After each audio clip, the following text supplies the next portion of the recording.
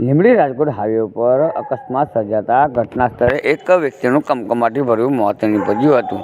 ત્યારે વાત કરવામાં આવે તો જેમાં 3 વ્યક્તિઓ ગંભીર રીતે ઇજાગ્રસ્ત બન્યા હતા, જેમાં 2 લોકો રાહુલભાઈ ઉઘરેજિયા અને હરજીતસિંહ કૌર જસપાલસિંહ મહેરા, જેઓને સારવાર અર્થે 108 દ્વારા પાયલોટ દેવરાજસિંહ વાઘેલા અને EMT યુવરાજસિંહ ઝાલા દ્વારા લીંબડી હોસ્પિટલ ખાતે ખસેડવામાં આવ્યા હતા। ત્યારે બંનેને વધુ ઇજાગ્રસ્ત હોવાના કારણે જેઓને સુરેન્દ્રનગર તેમજ રાજકોટ ખાતે વધુ સારવાર માટે રિફર કરવામાં આવ્યા હતા।